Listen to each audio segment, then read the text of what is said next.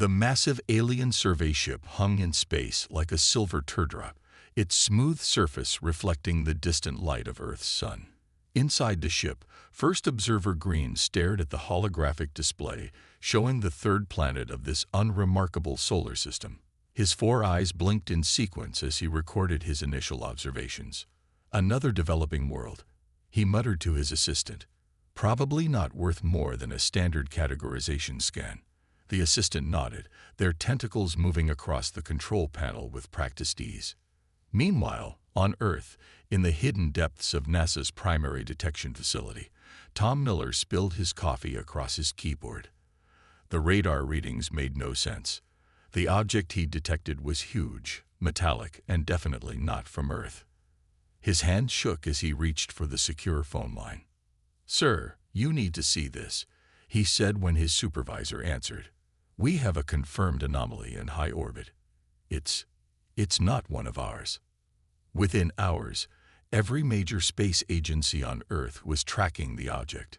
Military satellites quietly turned their attention upward, and government leaders gathered in emergency sessions. The world held its breath, waiting to see what would happen next.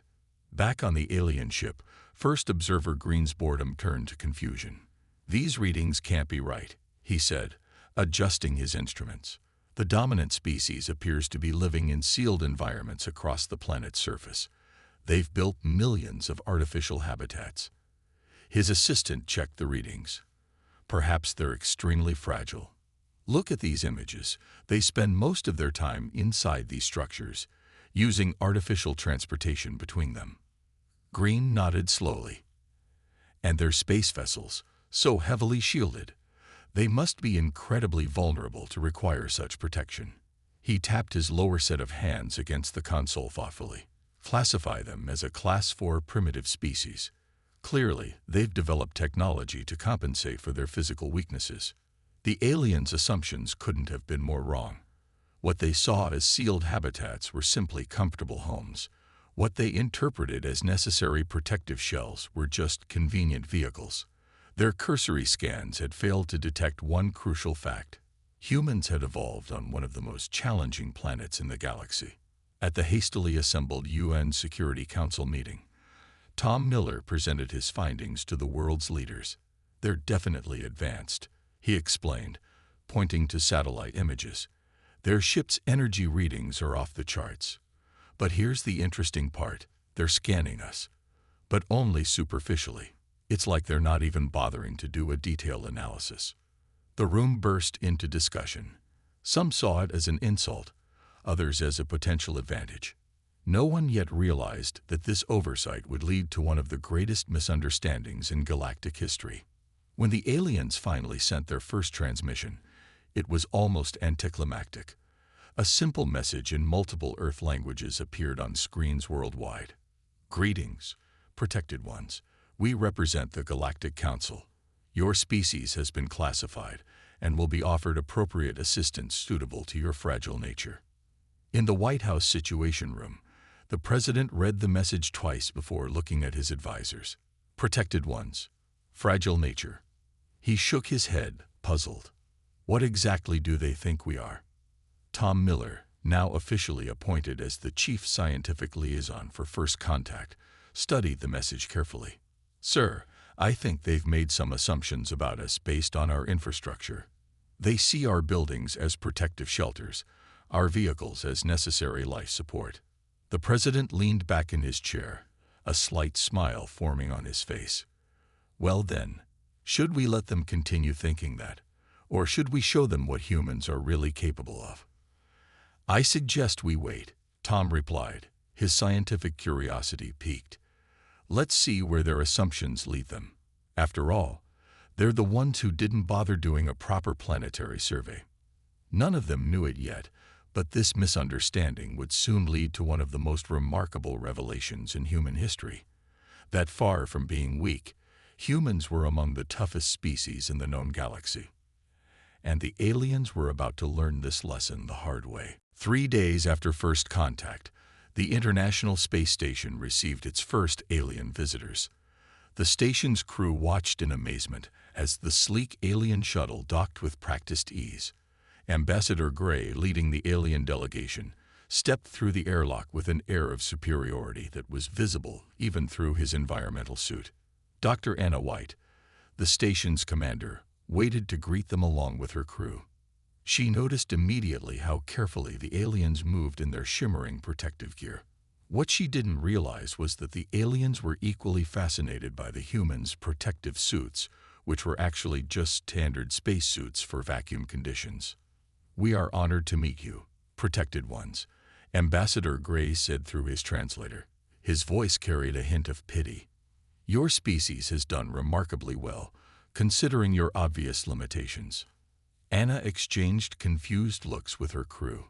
"What limitations are you referring to, Ambassador?" The alien gestured at the station around them. "Your need for such extensive environmental controls. Your species clearly requires precise conditions to survive. Most remarkable that you've managed to achieve space flight at all." One of the junior crew members, Mike Parker, failed to hide his snort of laughter. Anna shot him a warning look, but the aliens had already noticed. "You find something amusing?" Ambassador Gray's translator conveyed his confusion. No, Anna said quickly. "We're just excited to learn more about your species. Perhaps you could tell us about your own world." The aliens brightened visibly. "Ah, yes. Our homeworld is a paradise of gentle breezes and soft gravity. We can survive in many environments that would be challenging for, well, species such as yourselves." As the aliens bragged about their adaptability, Anna's science officer, Bill Cooper, was quietly analyzing the readings from their suits. His eyes widened as he looked at the data. The aliens were maintaining their suits at approximately 0.3 Earth gravity, with an atmosphere that would be considered a near vacuum on Earth. "Commander," he whispered to Anna, "I think there's been a misunderstanding. They're not wearing those suits because of our station. They're wearing them because they have to." The meeting continued for several hours.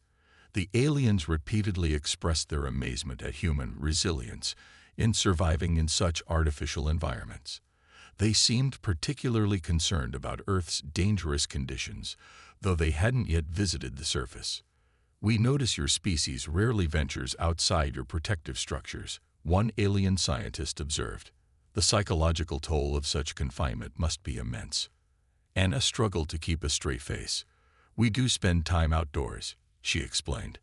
"Many humans enjoy outdoor activities."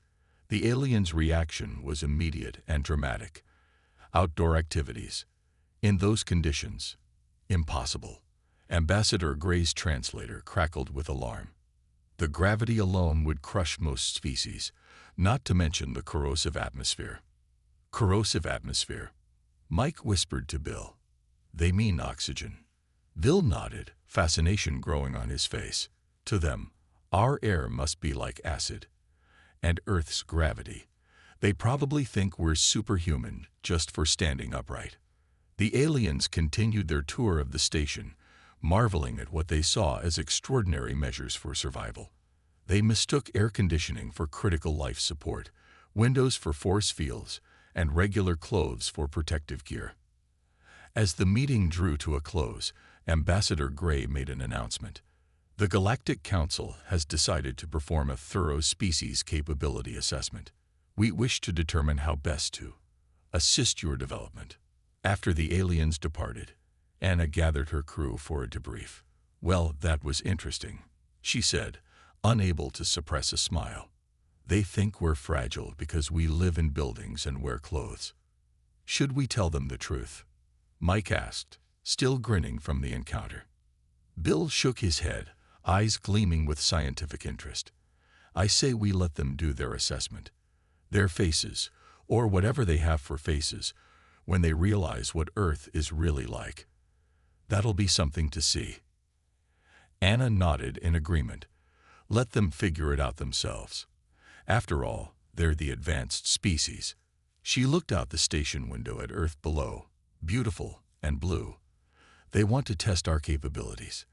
Let's show them what humans can really do." None of them could have predicted just how shocked their alien visitors would be when they finally discovered the truth about Earth and its fragile inhabitants. The United Nations Assembly Hall buzzed with tension as delegates from every nation gathered to hear the Galactic Council's proposal. Ambassador Gray stood at the podium, his environmental suit gleaming under the bright lights. Behind him, 3 other alien officials hovered anxiously, their suits constantly adjusting to counteract Earth's harsh gravity. Esteemed protected ones, Ambassador Gray began, his translator echoing in multiple languages. After our initial observations, the Galactic Council has decided that your species requires a formal assessment before we can determine your level of membership in the galactic community. In the front row, Jack Stone, Earth's military advisor, leaned forward with interest. 20 years of Special Forces experience had taught him to spot opportunities, and he sensed one coming. The alien ambassador continued, "We must evaluate your species' survival capabilities.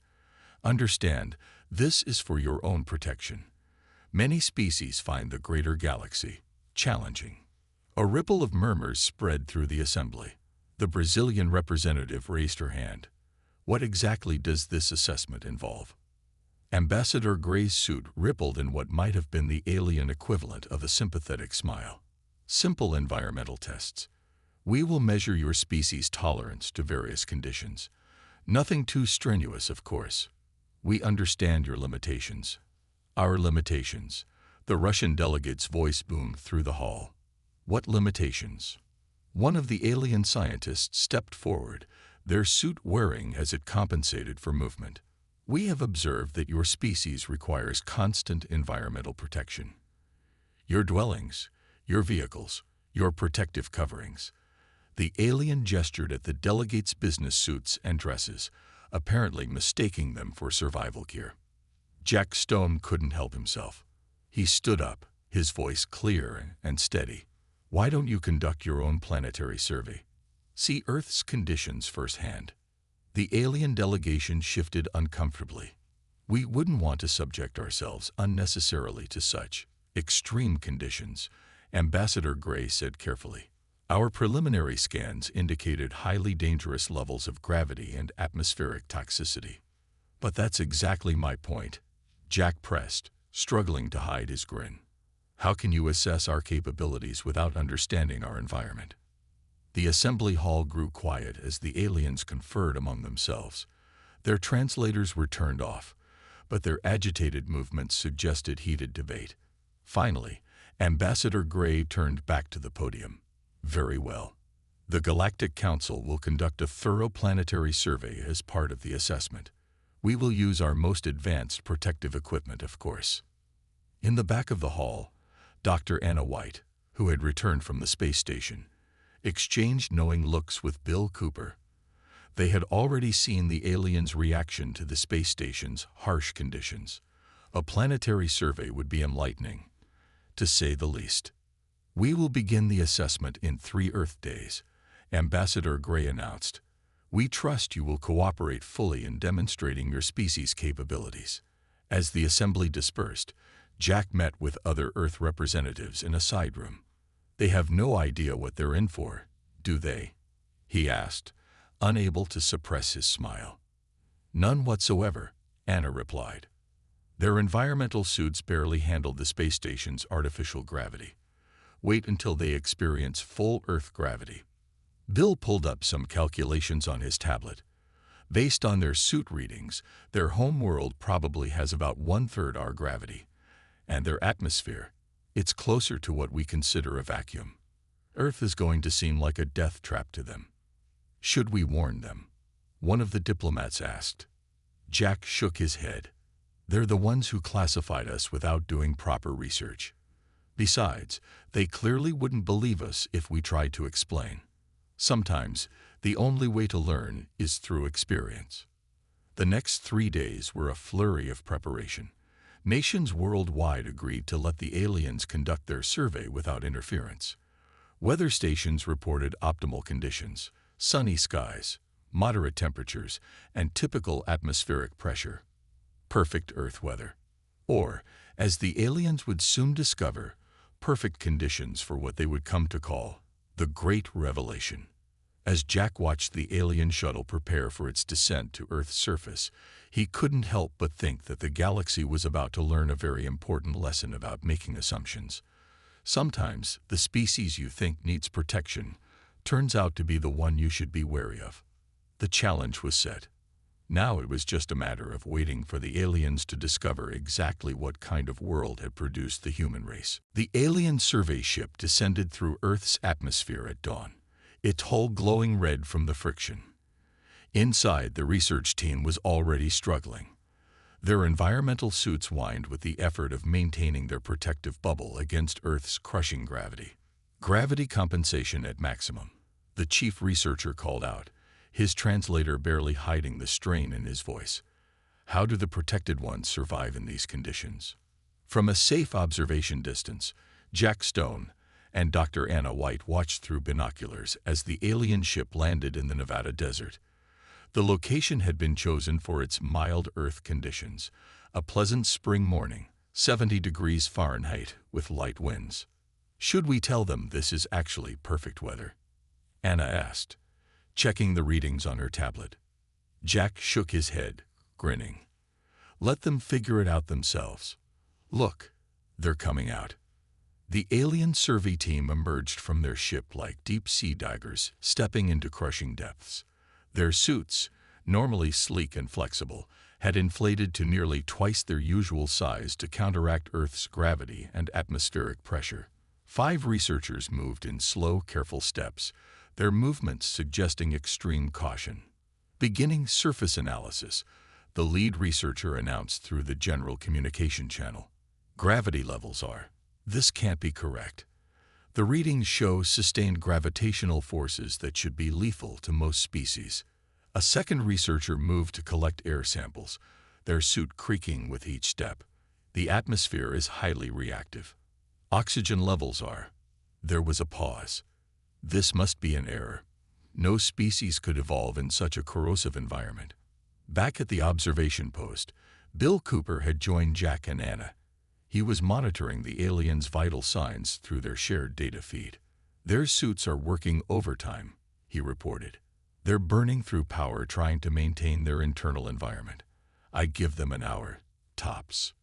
The alien team had barely covered 50 meters from their ship when the first warning alarm sounded. The smallest researcher stumbled, their suit flashing red warning lights. Power reserves at 60% and dropping, they reported, panic clear in their translated voice. The gravity compensation is consuming more energy than anticipated. The team's biologist was the next to show signs of distress. They had bent down to collect a soil sample when their suit's joint seals began to strain. The atmospheric pressure. It's like being at the bottom of a liquid mercury ocean. Then something happened that the aliens clearly hadn't prepared for. A light breeze picked up. To the humans watching, it was nothing more than a pleasant morning wind. To the aliens, it was like being hit with a pressure washer. Their suits, already struggling with gravity and atmospheric pressure, now had to deal with dynamic force changes. Wind speed exceeding safe parameters. One of them shouted, "How is this level of atmospheric movement survivable?" The team leader made an executive decision. Abort survey. Return to ship immediately. This environment is far too hostile for safe exploration. The aliens retreated to their vessel, moving as quickly as their overtaxed suits would allow. One researcher fell, and it took 3 others to help them up against Earth's gravity. They barely made it back inside their ship. As the survey vessel lifted off, considerably faster than it had landed, Jack keyed his radio. "Control, did you get all that?" "Every second," came the reply, barely containing laughter. "Their sensor data is still streaming. They're classifying Earth as a Class 1 death world. Apparently, we've broken several of their sensors with our impossible readings." Anna was reviewing the aliens' preliminary report on her tablet. "Listen to this. Planet exhibits consistently lethal conditions including extreme gravitational forces, corrosive atmosphere, and violent atmospheric movement. Native species somehow survives through unknown means." Bill shook his head in amazement. Wait until they discover our temperature ranges, ocean pressures, and the fact that we deliberately go outside for fun. I think, Jack said, watching the alien ship shrink to a dot in the sky, we're about to get a very different kind of attention from the galactic community. The three humans stood in the pleasant morning breeze, enjoying the comfortable gravity and breathing the refreshing air that had just sent an advanced alien species running for their lives. Earth's deadly surface had never felt more welcoming. Above them, the alien survey team was already preparing their emergency report to the Galactic Council. Their discovery about Earth's true nature would send shockwaves through the galaxy and forever change how the universe viewed the fragile human species. The Galactic Council's emergency session chamber erupted into chaos as the survey team's data appeared on the massive holographic displays.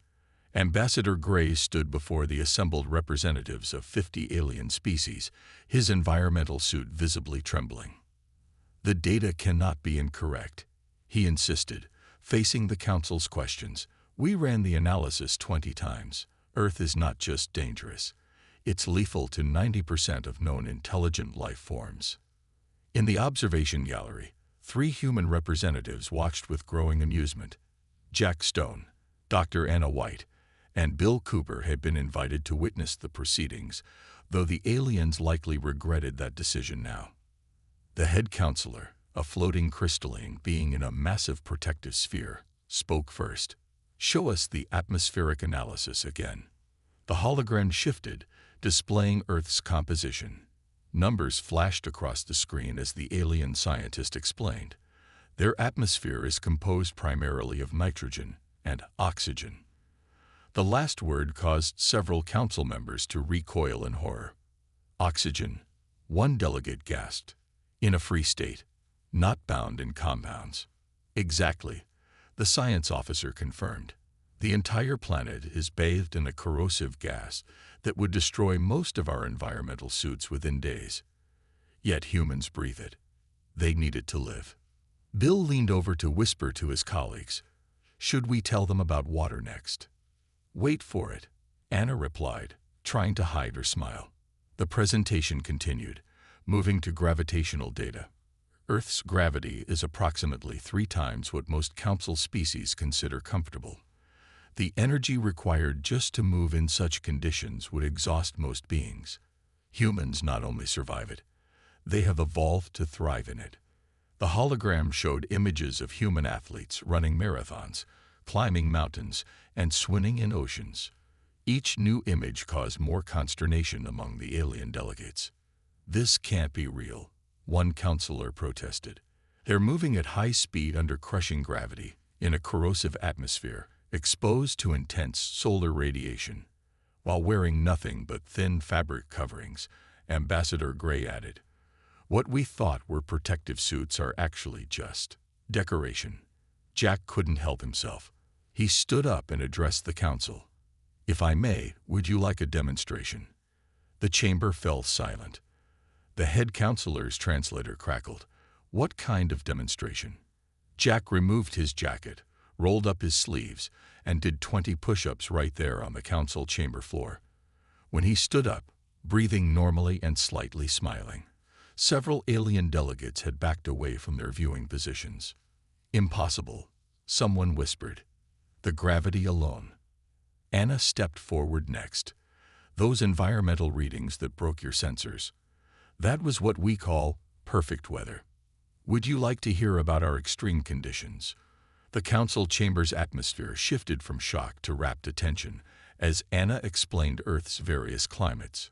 She told them about humans living in the Arctic cold and Sahara heat, about cities thriving in high altitudes, and about submarines exploring crushing ocean depths. And you're saying, the head counselor clarified, that humans regularly seek out these conditions for entertainment. We call it sports and adventure, Bill explained. Some humans climb mountains for fun. Others dive into ocean depths or jump from high places with nothing but fabric to slow their fall. The council chamber erupted again, this time with a mixture of terror and fascination. The head counselor called for order using a resonating crystal tone. In light of this revelation, they announced Earth must be immediately reclassified. It is not a Class 4 protected world. It is a Class 1 extreme evolution zone. And humans, they paused, their crystalline form shimmering. Humans are not a species in need of protection. They are apex survivors. Ambassador Gray's translator conveyed his nervous tone. Should we be concerned? A species evolved in such conditions would make excellent allies, Jack interrupted smoothly, especially for construction projects in harsh environments or emergency response teams for extreme conditions. The council members looked at each other, a new understanding dawning. They had thought they were dealing with a weak species needing protection. Instead, they had found possibly the toughest sentient species in known space. As the session concluded, the head counselor made one final observation. It seems we must revise our first contact protocols. Sometimes, the species you think needs saving might just be the one that ends up saving you. The humans smiled, knowing that humanity's place in the galaxy had just changed forever. Earth wasn't a backward planet of fragile beings. It was a forge that had created one of the most resilient species in the universe. 1 month after the shocking revelation about Earth's true nature, the Galactic Council's research center buzzed with activity. Alien scientists from dozens of worlds gathered to watch something they had initially thought impossible: humans demonstrating their natural abilities. Today's demonstration was taking place in the center's main testing chamber. Jack Stone stood calmly in the middle of the room, wearing nothing but standard gym clothes, while alien observers watched from behind thick safety barriers. Beginning human endurance test, announced the lead researcher, simulating standard Earth conditions. The aliens watched in fascination as Jack began running on a treadmill. Minutes turned into hours, and he kept going. The aliens' instruments carefully monitored his vital signs, their readings causing constant updates and revisions to the galactic database. Remarkable, one scientist muttered, adjusting their protective suit. The subject has been moving continuously under high gravity for 3 hours, processing oxygen directly from the atmosphere and showing only minimal fatigue. In another section of the facility, Dr. Anna White was demonstrating human temperature adaptation. She moved between rooms of varying temperatures, from near freezing to desert hot, explaining how humans handled such variations. We call this sweating, she explained to the astonished researchers as moisture appeared on her skin. It's how we regulate our body temperature naturally. The alien scientists frantically recorded notes, their protective suits whirring as they tried to comprehend a species that could actively cool itself using its own bodily fluids. Bill Cooper, meanwhile, was helping update the galactic database with Earth's environmental data. The aliens had created an entirely new classification system just for Earth's conditions. Let me understand this correctly, one researcher said, their translator struggling to convey their disbelief. Humans regularly consume substances that would be considered toxic to most species. For pleasure. You mean spicy food? Bill grinned. Wait until you hear about our medical capabilities. The medical presentation nearly caused a panic among the alien observers. Videos of human wound healing, bone knitting, and immune system responses left them speechless. They just repair themselves, one medical officer asked incredulously, without external technology. And they can survive the loss of entire limbs. Their bones can break and heal stronger. The revelations continued throughout the day. Each new demonstration forced the aliens to reassess their understanding of what was possible for a living species. In the main conference room, the Galactic Council's chief scientist presented their updated findings to a packed audience. Humans have evolved the following capabilities that we previously thought impossible for an advanced species.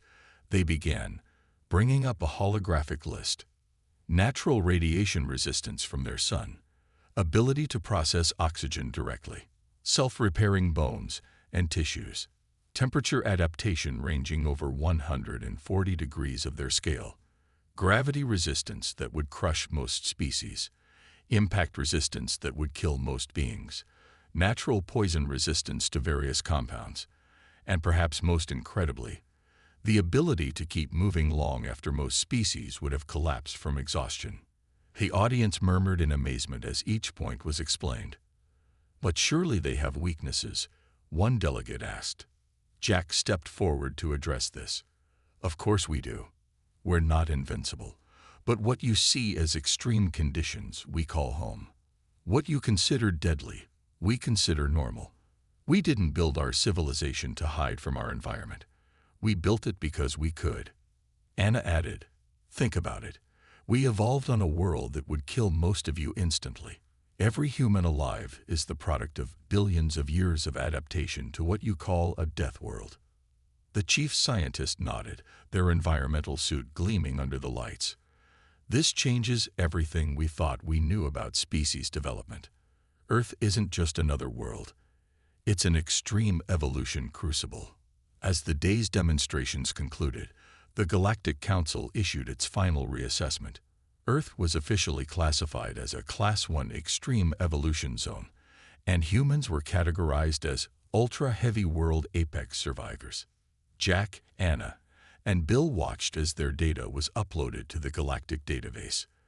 Their species had gone from being seen as weak and in need of protection to being recognized as one of the toughest known life forms in the galaxy. "Well," Jack said, casually lifting a weight that 3 alien assistants couldn't budge together, "I guess this means we're not the ones who needed protecting after all." The aliens, safely behind their protective barriers, couldn't help but agree. The galaxy had just become a much more interesting place, and humanity was about to play a very different role in it than anyone had expected. 6 months after Earth's reclassification, the galaxy had changed dramatically.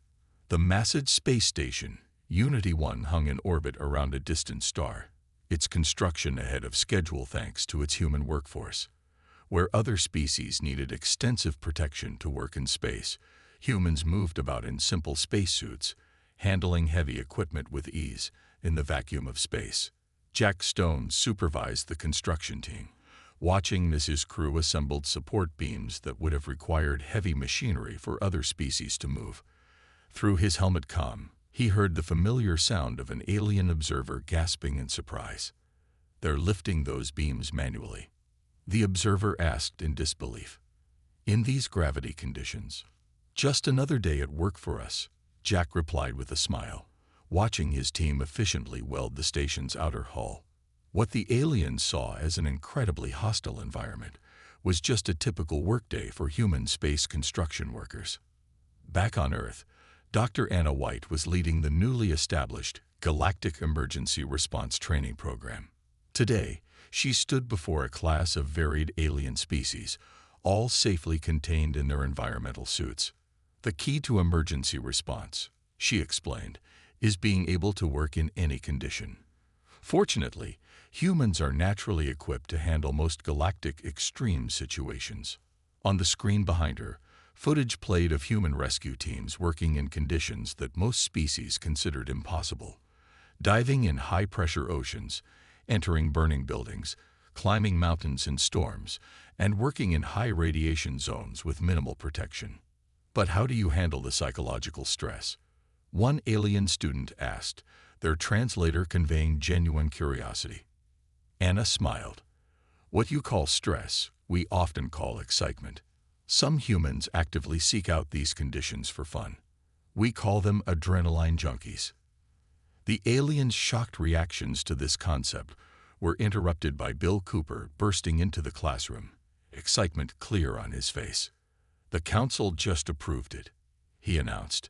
"We got the contract for the Deep Space Rescue Fleet." The news spread quickly through the human community. The Galactic Council had decided to establish a specialized rescue service for ships in distress, and humans were the obvious choice to staff it. Their natural resilience made them perfect for handling emergencies in space. Meanwhile, in the Galactic Council's military division, some members raised concerns about humanity's capabilities. A species that evolved on such a hostile world, with such physical capabilities, one delegate worried. They could be a significant threat. Ambassador Gray, who had long since revised his opinion of humans, responded calmly. "They could be. but they've shown no hostile intentions. Instead, they've become our most valuable allies in construction, exploration, and emergency response.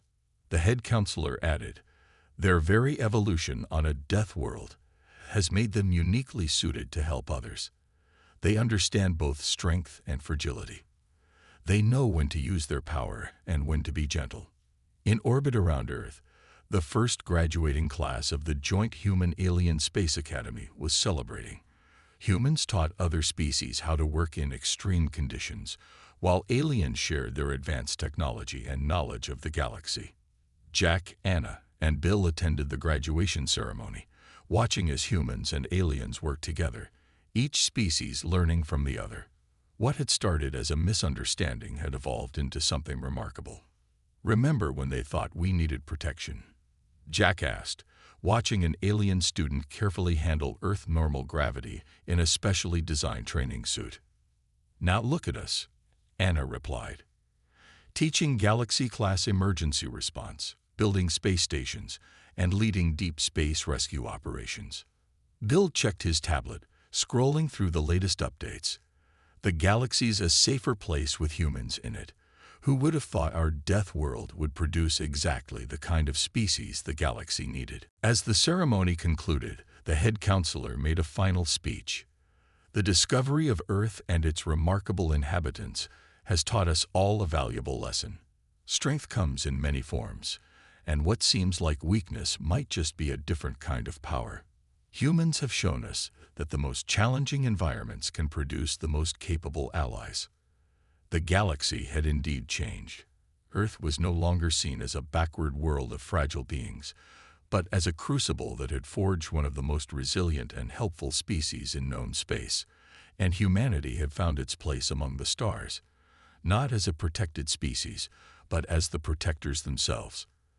As the stars shone overhead, it was clear that this was just the beginning of humanity's role in the greater galaxy. The species that everyone thought needed saving had become the ones everyone could count on when they needed help the most.